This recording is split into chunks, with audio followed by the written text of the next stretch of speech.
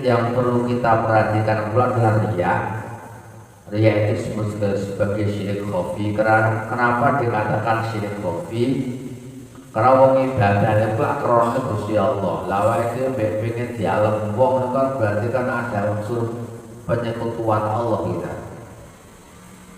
Penyekutuan Allah, tapi dikatakan samar karena tampaknya kan tidak tampak. Kita tidak menyembah berhala kan tidak. Kita menyembah Allah dengan menggunakan sholat. Tapi ternyata target kita sholat tadi siji untuk mendapatkan itu untuk menyembah Allah yang menggugurkan kewajiban, yang kedua agar kita dipuji oleh orang lain. Sedekah itu kan jalan apik kan gitu, kita apik. Tapi karena Gusti Allah, yo kadang-kadang karena agar mendapatkan pujian, maka dikatakan syirik khafi. Mau berarti target dari ibadah kita kan dua, targetnya nyembah Allah dan kita mendapatkan pujian. Syirik kan maknanya seperti itu, kita menyekutukan tujuan dalam beribadah kita. Nah, tentunya riya ini hanya pada hal-hal yang berkaitan dengan secara fisik tampak sebagai ibadah. Secara fisik tampak sebagai ibadah. Kalau yang bersifat duniawi itu lain lagi. Kalau bersifat secara fisik tampak seperti ibadah, seperti sholat, sedekah, zakat, puasa dan sebagainya, itu kan secara fisik memang bentuknya sudah ibadah. Tapi kita ternyata tidak menuju Allah tok yang kita jadi target ibadah kita, tapi juga karena kepentingan yang bersifat duniawi itu dikatakan syirik khafi. Wa huwa ahadus syirkaini. Jadi yang namanya syirik khafi itu salah satu di antara dua syirik. Syirik itu ada khafi, ada syirik jali. Kalau syirik jali itu kita betul-betul menyekutukan Allah, artinya menuhankan selain Allah secara jelas. Allah kita tuhankan, tapi kita juga menuhankan selain Allah. Yes, koyo syirik jali itu maksud kita menuhankan makhluk, umpamanya gitu. Orang pangeran kok dulu sama siji mengenai menuhankan makhluk itu sudah dikatakan syirik jali yang jelas. Kalau syirik khafi itu apa?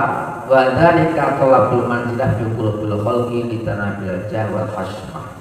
Hubal jah bil hawa al muttaba. Yang namanya syirik khafi atau riya tadi, kita mencari status di hati orang lain. Kita mencari simpati di hati orang lain agar kita dapat mendapatkan kedudukan, mendapatkan wibawa atau bahkan mendapatkan harta. Walau ansofan nas hakikotan la'alimu anna aktsara ma fihi minal ulum wal ibadat fadlan amal adat laisa yahmilu 'alaiha illa mura'atin nas. Nah, kita berpikir fair.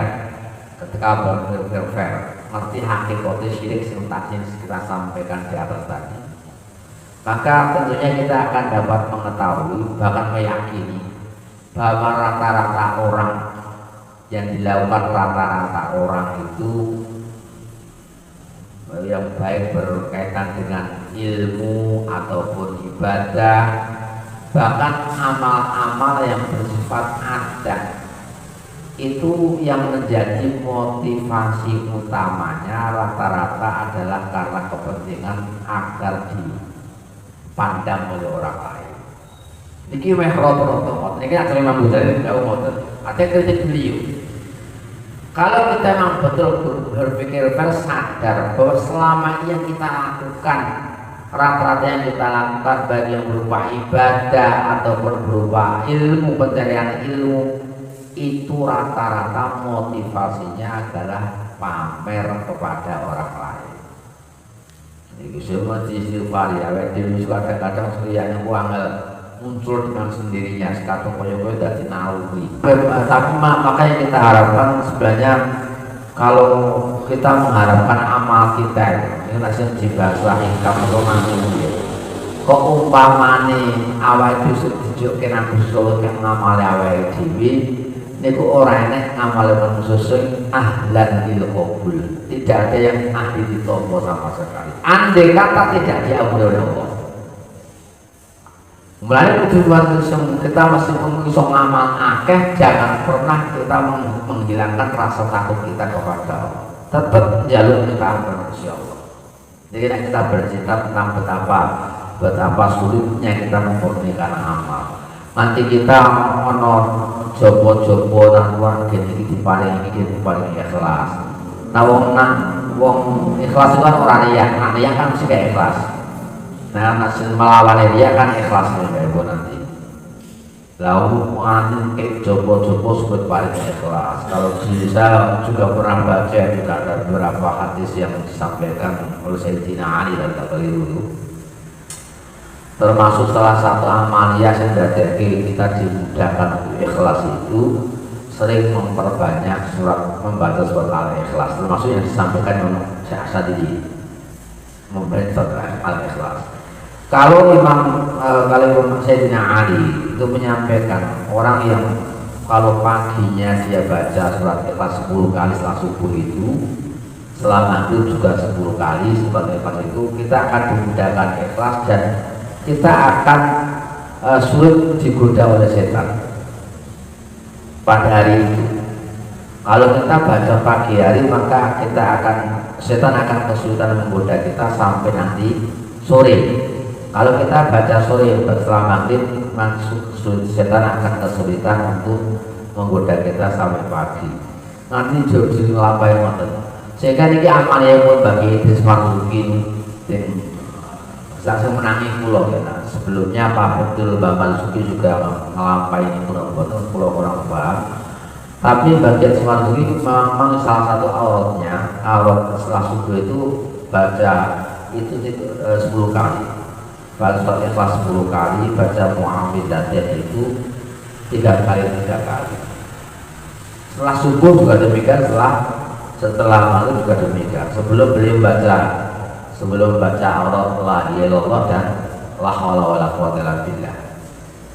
Ternyata dulu pas saat saya mondok di sana saya tidak pernah gagas kalau itu mayat itu beritanya kok orang umum gitu, kok orang subhanallah malah motornya kok itu. Sampai saya menemukan betul ternyata di hadis itu ada hadis yang menyampaikan itu. Sehingga kalau kita telah kenapa tidak membaca ini karena diwaca kabeh kan mungkin tidak siapkan maklumnya sehingga dipilihlah kita milih apa pada saat ini. Ada kita diberi kebebasan militer karena surat itu nopo yang masyhur bagi kita adalah baca subhanallah 33 kali, alhamdulillah 33 kali, terus kita baca Allahu Akbar 33 kali, tutup Allahu Akbar la ilaha illallah ya akhir itu tadi. Itu sampai itu berarti kan cara-cara strategi saking angel boleh ikhlas. Niku nganti kita boleh jopo-jopo sing kita dimudahkan oleh Allah untuk ikhlas sama agar kita itu nanti selama riya kita perlu membutuhkan doa-doa yang mengamankan kita dari riya. Kok umpamanya kok riya kan di Singapura kalau Gusti Allah. Ngoten. Wa hiya muhnaqqala wa fil khabar inna syahid yukmaru bi yaumil qiyamah. Kan cerita hadis ini. Diceritakan dalam satu hadis bahwa ada seorang yang mati syahid yukmaru bi yaumil qiyamah ilan nar. Tiba-tiba di hari kiamat dia diperintah oleh Allah untuk masuk ke neraka. Wong mati syahid itu jalannya menjemput bidadari. Lalu ternyata tidak, ternyata dia akan kelayu orang yang mau mati syahid itu dikongkon neraka. Aku masih akan populasi dunia orang mati syahid itu dalam rangka untuk akan dijemput oleh bidadari. Nanti wong do merelakan nyawanya bunuh diri dengan alasan itu mati syahid. Buat sing ngapusi sopo itu diapusi wong itu mati syahid mati syahid dalam perjuangan gitu. Sampai dia rela ngebom mana dan dia menggunakan bom bunuh diri karena harapannya mati syahid. Dia lupa bahwa mati syahid itu nanti nak oleh ikhlas tenanan. Lu kusuk tengah akhirat ini kita enam dunia mati syahid tengah akhirat ternyata dimasukkan ke neraka oleh Allah Subhanahu wa taala. Nah, akhirnya ketika dibuka, saya dia akhirnya komplain sama Allah, ya Rabbi, ustushitu fisabilika. Bagaimana mungkin saya dimasukkan ke neraka ya Allah, padahal saya itu matinya kan karena membela agamamu ya Allah. Dia akan berargumen semacam itu di hadapan Allah. Sampaikan oleh Allah, fayaqulu ta'ala bal aradta ayyuqala innaka syuja'un. Tidak, kamu berjuang saat itu kamu terbunuh dalam rangka memperjuangkan dirimu sendiri agar engkau mendapatkan predikat pahlawan. Nah, saya itu pas mau ngomong sampai pahlawan solusi pahlawan, revolusi sudah cukup ganjarannya berarti sedikit. Sahabat ngarepake dari seorang pahlawan waktu gila darikan dan itu telah diucapkan di dunia. Artinya pahala itu sudah kamu dapatkan. Kamu sudah dikeluhkan orang banyak. Terus di lima komponen taman makam pahlawan itu sedikit di beberapa di pahlawan revolusi. Ya karena tentu. Oh itu muncul ada orang Arab itu jadi son. Orang Arab itu tetap dikatakan pahlawan juga. Wadalika ajuka, dan itu apa yang dikatakan orang-orang tentang dirimu itu pahala kamu, yaitu tujuan kamu ibadah. Wakadalika yukul alim, begitu pula akan diucapkan kepada orang yang alim, wal haj, orang yang haji, wal qari, dan orang yang ahli baca Al-Quran. Orang yang alim akan nanti ketika dia masukkan neraka oleh Allah, maka nanti juga akan komplain juga sama Allah. Bagaimana mungkin saya mencari ilmu karena engkau ya Allah untuk menegakkan agamamu, nanti akan dijawab oleh Allah juga. Tidak, kamu mencari ilmu karena agar dijadikan sebagai tokoh masyarakat. Bila kamu sudah dijadikan tokoh masyarakat, maka tidak perlu minta pahala sama saya nanti. Itu hanya dimasukkan ke neraka semacam itu. Orang yang haji juga demikian. Orang haji itu, so kamu saya sudah haji berkali-kali, kenapa saya dimasukkan ke neraka kata. Jadi so enter Pak Coret lewat nyok kiai haji itu berrokok ya tadi enter atau artis itu ya kiai haji itu berrokok tembak lu enter us haji itu baju bolak-balik berrokok tak lu sih bulan harus ngebuka terus kaji bolak-balik masuk ke merokok. Saya itu soalnya sahabat kamu hajinya bukan karena saya, tapi kan biar pulang nanti tidak dapat predikat seorang haji. Orang titele harusnya ini baik seperti itu. Maka sudah kamu dapat predikat sudah dapatkan. Kamu haji balik berpikir dari imam rumah gue.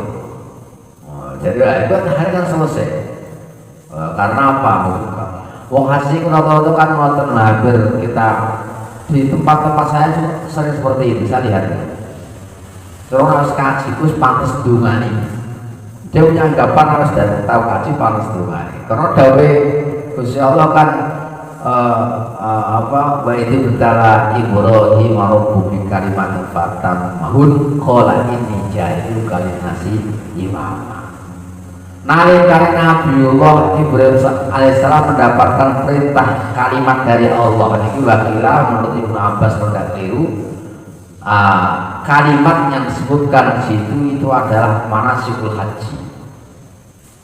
Jadi ketika Nabi Ibrahim telah menyempurnakan haji, qala inni ja'iluka linnasi imama, Allah berfirman, aku jadikan kau sebagai seorang pemimpin. Lalu banyak orang sekarang itu tertariknya karena ini. Aku harus kaji pantas jadi pemimpin. Sehingga harus berkaji balik kudu ngimami. Narang ngimami paling ora minimal ndonga. Mimpin tadi lho beberapa yang ndonga. Lalu itu sih jadi tujuannya menjadi kurang menarik. Wong itu dengan sendirinya itu yang bukan karena targetnya Nabi Ibrahim melakukan haji mendapatkan imamat, tidak, tetapi dengan sendirinya sebelumnya tidak tahu kalau dijadikan pemimpin oleh Allah. Begitu haji atam mahuna kola ini ternyata Allah berikan hadiah ini jangan kali nasi imamah. Jadi imam Nabi Ibrahim ketika dijadikan sebagai seorang imam, akhirnya wah ini musuh dengan Gusti Allah. Kalau nak jadi imam, kalau karena rata-rata jadi imam, nanti anak gue ini dari anak-anaknya jadi imam. Kalau lagi dunia ini, Kalau begitu nanti anak perusahaan juga dijadikan imam, ya Allah.